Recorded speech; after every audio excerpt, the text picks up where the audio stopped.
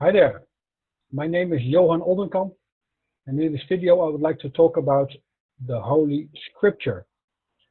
For instance, how old are these scriptures, these writings, and what was the original language?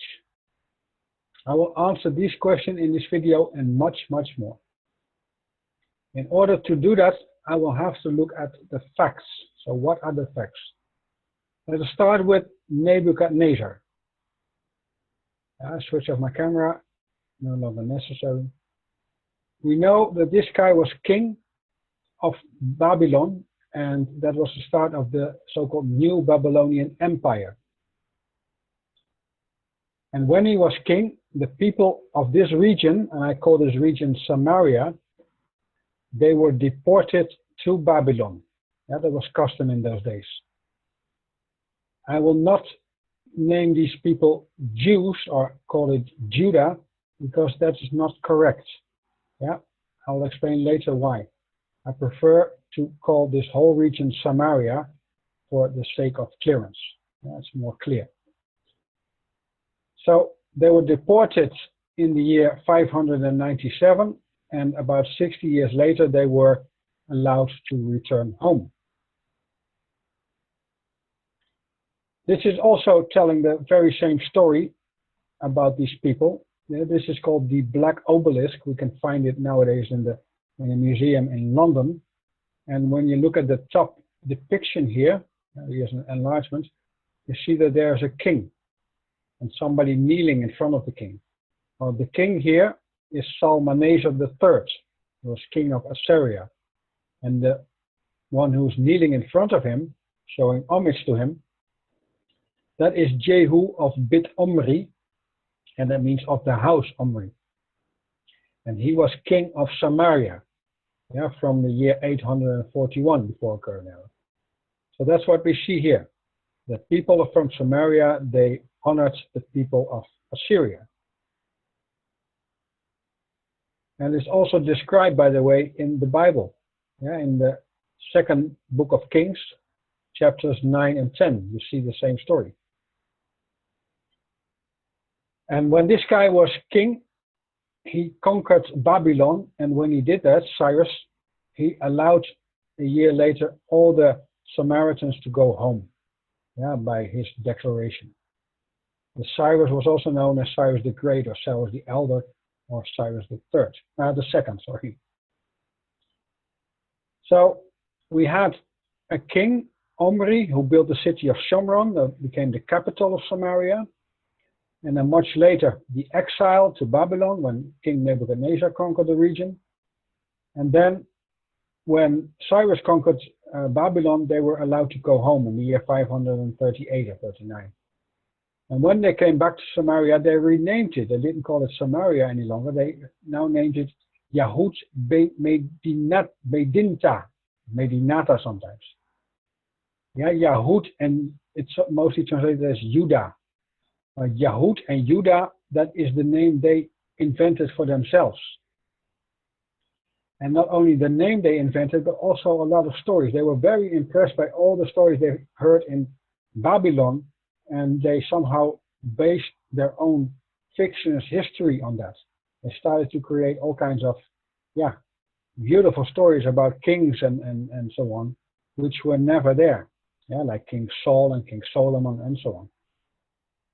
So the kingdom of Israel and the kingdom of Judah never really existed. It's just in their own fantasy. But they liked it so much that they kept the name Judah. It's still a mystery where the name Judah comes from. Yeah, it's one of the so-called sons of Israel, who used to be named Jacob before that. But it doesn't make sense why you pick only one of 12. Anyway, this name stayed on there, Judah, but do not confuse people from Judah with Jews. That's something completely different. Yeah, so this region, or this province of Yahud, that became Judea when Alexander the Great conquered the region. And then later the Romans conquered it, and they kept the same name, but then in Latin, so it became Judea. Yeah, so the people originally referred to themselves as Yehudai or Yahudai, and that name remained in Greek and Latin, Yahudai, original people who were living in this region, former Samaria. Now let us look at their language. We know there was an ancient language in ancient Egypt, in Kemet, the hieroglyphs, literally meaning the sacred writing, from about 3000 before our current era. Then it evolved into what is called Upper Kemetic, or that's the name I give it, because the name Proto-Sinaitic or Proto-Canaanite doesn't make any sense at all. It's a completely ridiculous name. Yeah, it was not a language in Canaan or in the Sinai desert. No, it was in Egypt. So why these silly names? Yeah, it's to fool people. And then we got an cuneiform language, Ugaritic, and then it evolved into Phoenician. This was the first real alphabet language. Then it evolved in Canaanite language, and then Ketaf Ifri, and that's the most important part here, because this is the language in which those ancient stories were originally written down, in Ketaf Ifri, and that's the language we find also on this Mesha Stela, or Moabite stone. Yeah, when you look at the dates, it makes a lot of sense. And much later, this Ketaf Ifri language merged with Aramaic and became the Ketaf Meruba language, also known as Ketaf Ashuri or Ashurit. Here you see the hieroglyphs. This is the Upper Kemetic language, as I name it. Yeah, you can see that it's a more abstract version, but it's more or less directly coming from this. Then the Phoenician language, the first real letters, and then the Ketaf Ivri. Here you see this part, what you see here, is directly coming from this Mesha-stele, and here you see the letters from this Ketaf Ivri. And it's a pure crime to call this Paleo-Hebrew, because it has nothing to do with Hebrew. It's pure nonsense. Also to fool people. Forget about that silly name. It's Ketaf Ivri. And that Ketaf Ivri language that merged with Aramaic, as I told, here you see the Aramaic language, the ancient Aramaic. This is our Father, by the way, the prayer in Aramaic, ancient Aramaic. And it became this Ketaf Ashurit script. Yes, a mixture of these two. And then much later, this Ketaf Ashurit script merged again with the Khazarian script, officially called the Khazarian Rova script. So these two merged, and that is what we nowadays call Hebrew, or we can also call it Yiddish. Yeah, or some people say it's Yehudish. Well, of course, Yiddish comes from Yehudish, but there is a big difference between the Yehudai and the Jews. Here you see all different languages where they refer to the Yehudai. Yeah, Yehudai in Aramaic, and Turkish is nearly the same, Yahudi. Yeah, and the Greek and the Latin what we already discussed. But here you see it in Arabic language, Al-Yahudi. Yeah, and that's why we have Yehudai, even in their own language, the Yiddish language or the Hebrew language.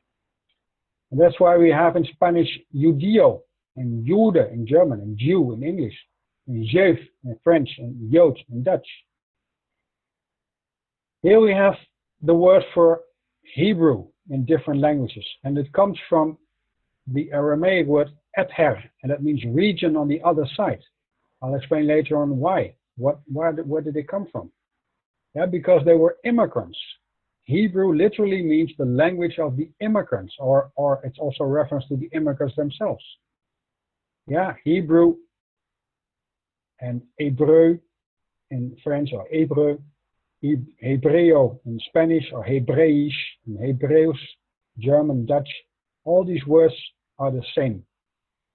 Yeah, they all refer to immigrants, the language of the immigrants And that's why in Italian it is still Hebreo. If you look up the English word, the Italian word for Jew, you find Hebreo. So now the confusion is big, because Jehudai and Jew now suddenly become the same. And if that is true, then it means that the Jehudai were immigrants. Yeah, they came from another region. And where did they come from? Well, they came from Khazaria, who were the Khazarian immigrants who came to this country, former Samaria. And when did it happen? In the year 969, they were completely wiped out by the Russian army. By who was a commander from Kiev was leading that army, because they were fed up with the Khazarians. And much before that, more than 2 centuries before that, all the people from Khazaria became Judaic or Jewish people somehow. That was done by the Khazarian king Bulan. So then these people, after they were wiped out, a lot of them were able to flee downwards to the south to what is called used to call Samaria, and the other region mostly they went to was Europe. Poland, Germany, France, Netherlands. That's where they also fled to. And that's why we have a large portion here of what is called Ashkenazi Jews. So what is the truth about these ancient writings? Well, they were written down originally in Ketav Ivri and started in the year 250. They were translated into Greek. And that was done on the order by this man, Ptolemaeus Philadelphos. And he was king of Egypt from the year 283. And this Greek translation became known by the Latin word Septuaginta. The Greek title became I metaphrasis ton evdomiconta, but in Latin it became Interpretatio Septuaginta Virorum. And that word Septuaginta means 70. And in English is of course the translation of 70 men. So allegedly 70 men worked on this translation from the year 250 up to about year 132. And they translated all the books that we now call the Old Testament into Greek. But this Greek translation is known as Septuagint. That's the name. It's a Latin word, but it's a reference to the Greek translation. It's commonly also translated with Roman numerals. 50 plus 10 plus 10 is also 70, of course. Another translation was made, probably before that, but I cannot say this with certainty, but it seems more likely that it was a little bit before that. But the other translation was in the Samaritan language. So the Ketav Ivri version was also translated into Samaritan. And in the year 1920, these scrolls were found in this ancient language of Samaritan. And these were the original 5 scrolls. Actually they are the 5 scrolls in Samaritan. The Samaritan Pentateuch. And you can find much more about this. And later, the Judaic people, they called it the Torah, means the instructions. So there were 2 versions, 2 translations, the Samaritan translation and the Greek translation. And the first 5 books in Greek became known as the Pentateuchos. And they coexisted long time next to each other. This was by far the most important one because everybody in that region was able to read and write in Greek. So this was the standard version, the LXX version, or the Septuagint version. For instance, the people who wrote the books of the New Testament, they were all reading the books of the Old Testament in Greek. There was the Samaritan version, but they couldn't read it. It was a very difficult language to read. So this was there for long, and then much later, more than 1,000 years later, I say it again, more than 1,000 years later, then the translation into Hebrew started to be created. And that is known as the Masoretic text. And it's based on the Leningrad Codex. It's also in Hebrew. And that's the first and oldest, the oldest complete collection of all the books from the Old Testament in Hebrew. So there is no older collection of books in Hebrew than the year 1000. Isn't that remarkable? Everybody thinks that the original version of these books were written in Hebrew. Well, that's a major lie. It was Ketav Ivri, and then the Greek version became the most important one for long. And when you compare the Samaritan version with the Masoretic version, there are about 6,000 differences. Some are really essential. While for about 1,900 of these issues, these two versions are in line with each other. Yeah, so these are much more the same than these are. And can only be one explanation. That means that the Hebrew translators added a lot of interpretations by their own, or they deleted text, or they changed text. Yeah, they created a story that was, according to them, good. Well, that is not correct translation, of course. And based on this Hebrew version, this Hebrew Tanakh, then we got a Latin translation, and that's known as the Vulgate. And based on this Vulgate translation into Latin, all the other translations are known. So to English and all the other languages, to French, to German, and so on. But that means that there is a huge difference between the original Greek text and what we nowadays read in the Bible. Yeah, for instance, the King James translation, or whichever translation you take, because they're almost all based on the Tanakh via the Vulgate. And as there are so many differences, that's very wrong. So that is why I chose to completely ignore the standard translations, and I went back to the original Greek Septuagint version. And I started to translate the original Greek text into English. And you'll be very surprised to see how much more sense those texts make and how much more spiritual the words are. And to make it even more clear, Jewism is an invention by Ashkenazi Khazar Jews starting around the year 1000 also. Yeah, so in the Middle Ages, this was all created. And there is a major difference between the original Juhadite people and the self-invented Jewish people. For instance, the oldest Torah you find in Hebrew dates from the year 1155. It was written down on sheepskin. There is no older Hebrew than this. This is rather recent. Yeah, it's less than 1,000 years old, while the Greek version is more than 2,000 years old. So I started with Holy Scripture TV, in which I translate parts of the scripture from the original Septuagint version into understandable English. And by now I've done 14 episodes. The first 5 of them you can watch for free on the internet. Yeah, simply go to this website, Pateo.nl, and then click on Holy Scripture TV in the menu, and there you'll see the page which explains everything about this. Yeah, so the first 5 you can click and then you can watch them for free. And for the rest, I ask €5 per episode. So you can buy them as single videos, but you can also take a subscription. And then you pay €5 a month. And if there is more than one video a month, then it's cheaper for you. Yeah, for instance, in the month of November, I made 2 videos. So then you have 2 videos for the price of 1 if you take a subscription. Well, everything is explained on that webpage, but I think it's very important to know the original wording. So many people call themselves Christians and they read the Bible and they think it's very important, but do they read the right version? Or are they fooled? And of course, the latter is the truth.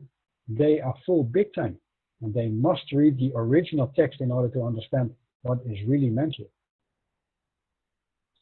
If you have enjoyed this video, then I ask you to click on the button of subscribe, and then you get updates of my YouTube channel.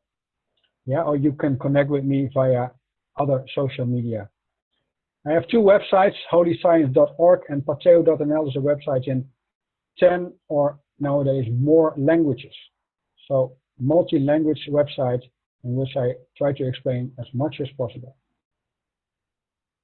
For now, thank you very much for watching this episode.